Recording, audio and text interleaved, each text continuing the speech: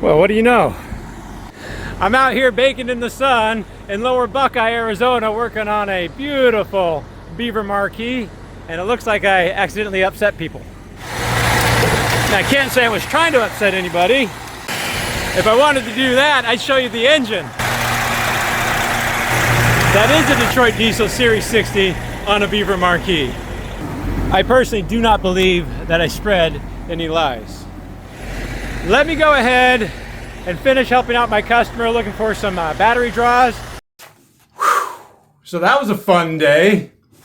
The good news is I put out a video just yesterday, a little bit concerned about VIN verifications on a frame of certain RV manufacturers' chassis and the RV itself.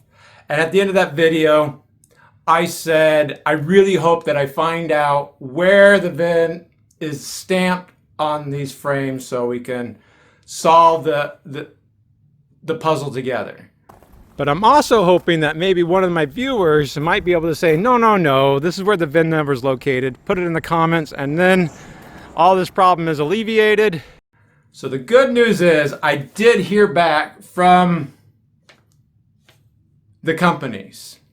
And they assured me that they are stamped on the frame just forward of the front driver's side airbag mount and also in the back. So as far as they are concerned, it is there. Now, I'm not a compliance officer. I'm not a legal authority. I'm absolutely nobody involved in this. I merely was asking questions and putting information out there because what I call the customer is really nobody paying me. It's just somebody I've done work for before, and they're more of a friend customer, if that makes any sense. I'm just a very small one-man shop doing my best to keep these RVs going and on the road. In fact, I just got back from a 2-hour drive from the west side of the valley. That's what we call it here in Phoenix. And again, just a small little guy. I had to go clean my pool because we've had like 2 or 3 very large monsoon storms that just keep dumping all the dirt and all the leaves in the pool. So I'm just trying to keep that going and keep that disaster pool from becoming a disaster again. So it's very important that we understand that I am not Louis Rossman and I am not Liz Amazing. Both two fabulous people, and both have great YouTube channels that I would recommend you go ahead and check out. I feel satisfied as much as I could be that we have solved the riddle of where the VIN is located on these chassis. And I am just saying now we know where they are.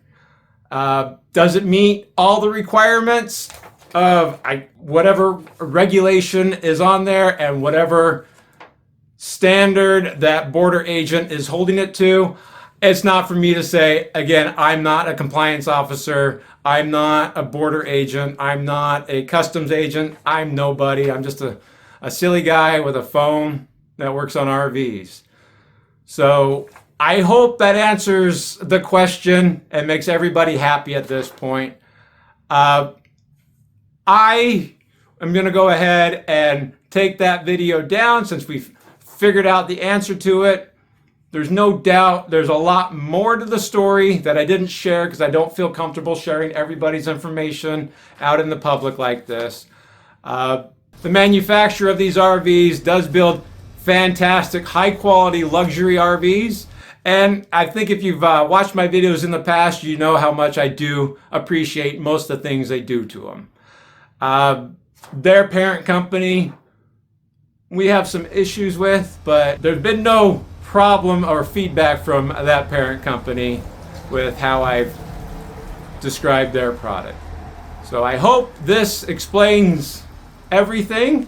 The VIN is stamped on the frame. It's a 5-digit number, not a 17-digit number, but it is plainly stamped there.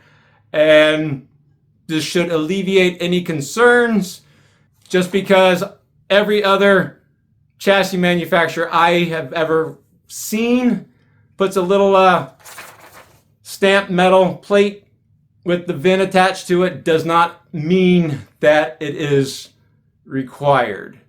Thanks for watching. I hope that explains everything, and I got lots to do. You guys take it easy. We got lots more videos coming up, and this is a weird video. Bye.